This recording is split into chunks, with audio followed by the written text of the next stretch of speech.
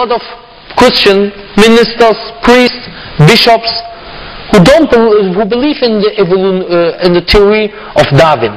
For example, who say the story of Adam and Eve is only a legend. Like this. But this was not the topic, other topics. So they say, for example, I had a discussion with a priest about Trinity, and I mentioned to him some contradictions in the Bible, and he said to me, yeah, there are contradictions in the Bible. For example, he mentioned also one. He said, yeah, the names of the apostles are in the Gospels are different. He mentioned, but it's no problem. You know, but for me at this time, when he confirmed that there are mistakes, and he believed this as a minister or as a priest, I say to myself, how come I can believe in a book where a priest or a minister is confirming that there are some mistakes? So, even right now I would give you the advice, for example, for non-Muslims, also for Muslims, if you have the Bible, you can, for example, look at Matthew 27 verse 4. It's written there that Judah, who told the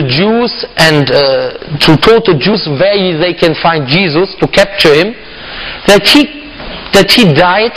Why? Because of suicide.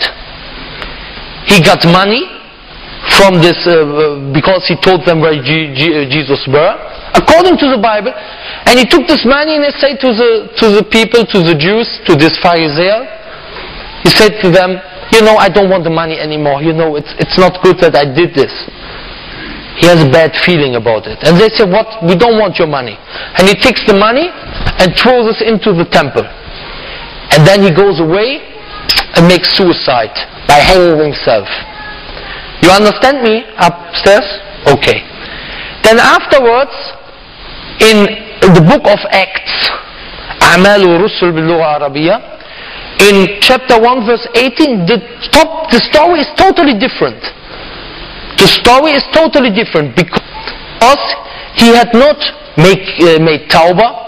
You know, that he said, oh, I'm sorry, it was better if I don't do it. No. He takes the money and buys from this money a field. And on this field, he goes in front and he falls down and his stomach goes like this and he dies.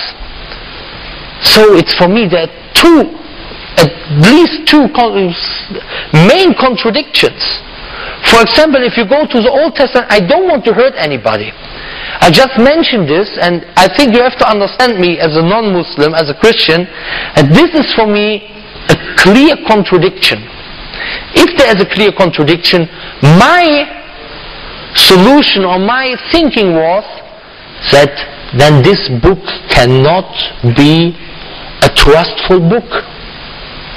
A book that I can trust in. Why? Because I thought, now I cannot know what was written by human beings and what was written by God, or what was written by people who were inspired by God. Where do I know this from? I don't know. So I left this religion, and believe me, at the beginning it was painful for me. It was not like, yeah, okay, now I leave it. No, it was painful for me. It was like, you know, you believed in God and now you are in doubt. You know, if you don't believe in God or you have doubt about the existence of God, it's like, you know, you have no hope. What will happen afterwards? You are in the darkness now. So, what did I do afterwards? I was around 14 years old. It's a long time ago. What did I do afterwards? So I lived a normal life like every young guy in Germany. But of course I was interested in boxing. I want to be the champion and trained and everything. You know, and there were some important details that happened. You know, when I was 15 years old, I was in the German championship and I became number 2 there. And afterwards I was I went to a boarding school. You know, Germany was divided between east part and west part.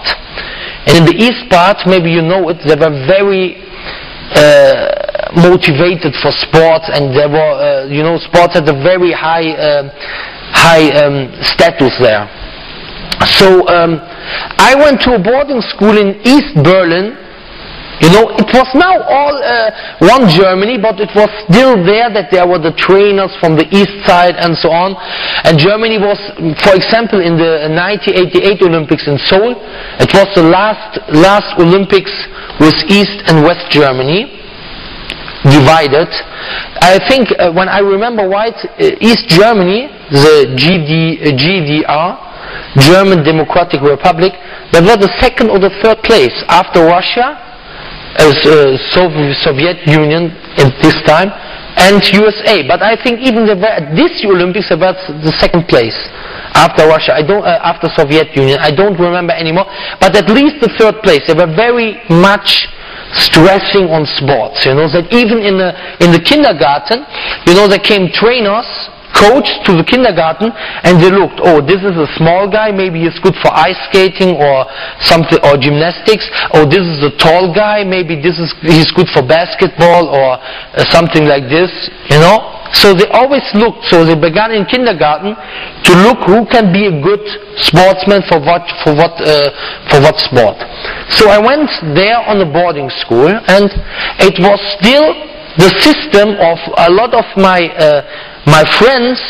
They grew up in this East German system, you know, and in this system, the religion had actually almost no value, because it's influenced by Karl Marx, communist, and we know all that you know, religion is for them nothing, because they're atheists, and so most people there were atheists.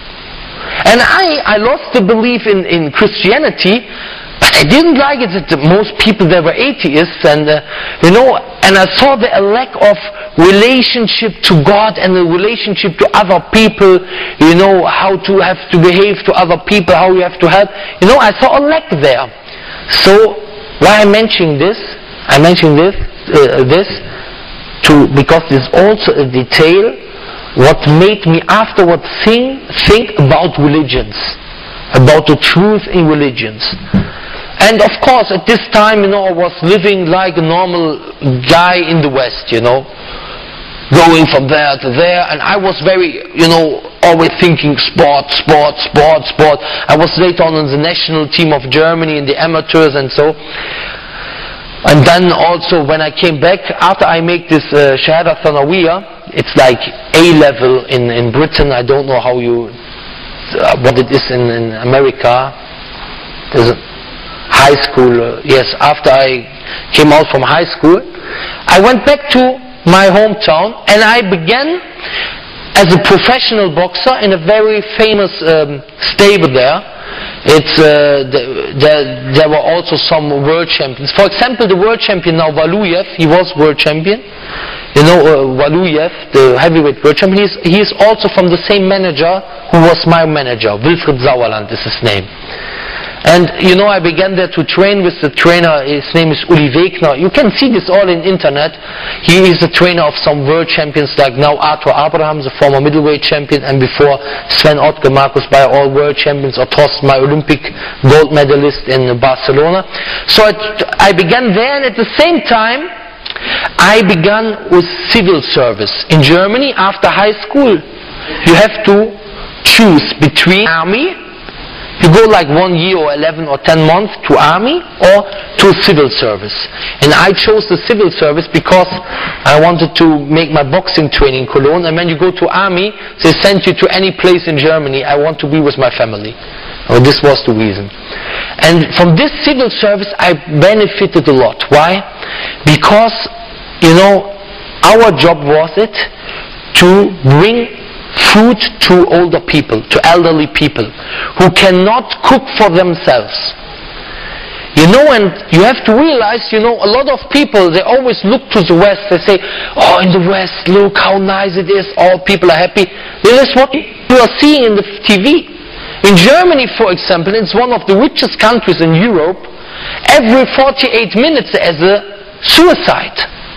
And you see, for example, that older people are often sent to old people's houses because the family is not caring for them. You know, like in the Islamic environment, it's always like this, you know, that the old people get a kind of more respect. Why? Why is this? Because our life in Islam, our vision of life is different. Because you don't think like, yo, I'm living from A to B. Of course, not all people in the West are thinking like this. But a lot. You're not thinking like, I'm living from A to B 50, 60, 70, 80 years, and the purpose of my life is to get a lot of money or to have fun or something like this. So when there's an old man or old woman in my family, you know, they're in my way. I want to go 2 times a year, I want to go to holidays. What will I do with them? So the best is, and then the Satan comes to you and gives you a nice picture. The best is you send him to old people's house. There's a lot of old people, then they can play together with, you know, skat or something like this. Yeah, it's like this, and a lot of people are sending to this house. They are full packed, and who will not be sent to this house? I saw them. They are in their house. A lot of them, they cannot cook for themselves. So we had to go to these houses every day. We had a list. Mr. Müller, Mr. Meyer, Mr. Schmitz, typical German names or whatever. And we go from house to house. Ding, bing. Yeah, hello. Good morning. What's cooking? Everything all right? Here's the food. Like this. So, and you know, you see the people, these old people, they have nothing. What are they saying to you? Oh, how is the weather today and what's happening? The weather every day. The weather, it's now a nice weather today. It's rainy weather. It's hot today. It's cold today. Always like this, you know, they want to grab you. You know, yet that you just speak 5 minutes to them. You know, it's like prison. Prison in your own home. You know, they just want to, you know, here's just the TV and you. When you come every day and bring him the food. And then you see this, then, you know, you have to think. Look, this life. One day you will be also like him. You will maybe be old. You will maybe not die before the 70s, 80s, 90s. You will maybe be old. You're also living like this guy, like this woman, poor woman. And there I realized 2 things. First of all, because I had also Muslim friends, but it was not a direct reason why I accepted Islam. But I was thinking about the family life also in Islam, because I informed myself in this time also about Islam. I will later on go to this. And I see, you know, it's just better. It's working. The family relationship in Islam. So the second thing was, I saw that people who had a lot of children, and Islam is also stressing this, are more happy, not as lonely as people who have only a few children. Why in the West they have now so many problems with that they have no children? Why? Because this idea of living a life for fun and so on contradicts the family life. Because freedom does not mean to take no responsibility for anything. And this is what a lot of people think. Freedom is often, even if nobody commits, if nobody confirms this and says, yeah, it's like this, what you are saying is right, Mr. Vogel. No, nobody says this. But it's, even if subconsciously it's in your head, freedom is to not take responsibility for anything. And so when you have kids, you have a lot of responsibility. You see these problems in the society. Then I saw another thing. I saw that people who are religious, and I admit it, people who are religious, even when they are Christians, they have more hope than people who are not religious. So I'm thinking I have to think about religion. What about religions? And in the same time, you know, my favorite boxer, or one of my favorite, he was maybe